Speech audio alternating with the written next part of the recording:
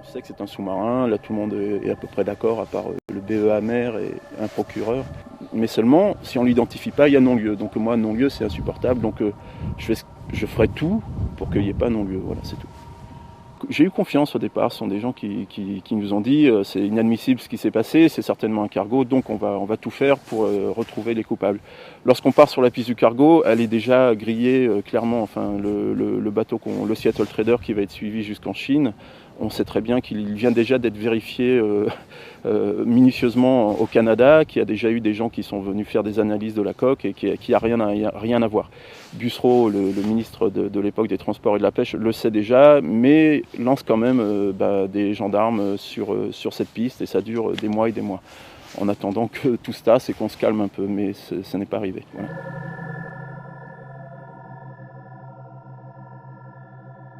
Quelques jours après le naufrage, au Guilvinec, les affaires maritimes, les gendarmes maritimes, Monsieur Douce qui était là, Michel Douce, l'armateur du bateau, on a ceux qui voulaient voir ce film sous-marin tourné par l'Andromède avec un poisson autopropulsé ont pu rester, mais on était assez peu nombreux. Je crois que Clermont nous a dissuadés.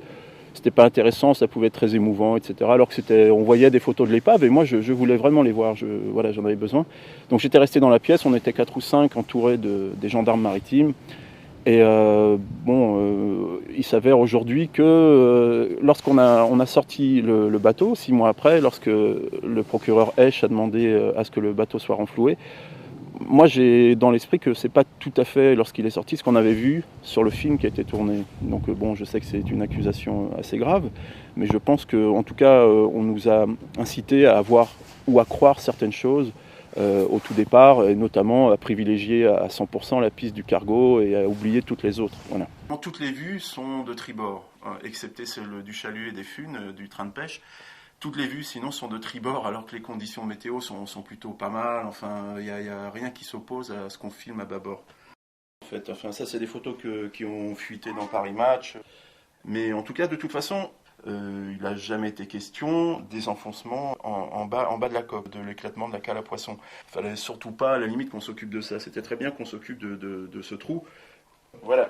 Donc en fait, ce qu'on voit sur le film, franchement, le trou, il nous a été montré ici ou ici environ, quoi. Donc bien au-dessus de la ligne de flottaison.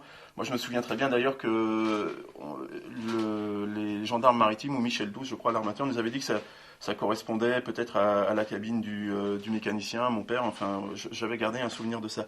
Quand le bateau a été sorti de l'eau, on s'est rendu compte qu'il n'y avait pas de trou. Le problème, c'est quand on a visionné le film, les gendarmes maritimes nous ont bien asséné qu'il y avait eu une percussion et un déchirement de la coque. Donc ça impliquait forcément, puisque c'était un trou au-dessus de la ligne de flottaison, ça impliquait forcément un bateau qui naviguait au-dessus de la surface de l'eau et non pas un sous-marin. Ça disculpait totalement les sous-marins. En tout cas, les jours qui suivent, toute la France, tous les médias sont d'accord pour dire le chalutier a été éperonné, donc éperonné forcément par un cargo, et donc on lance toutes les polices françaises, etc., et les gendarmes maritimes sur cette piste.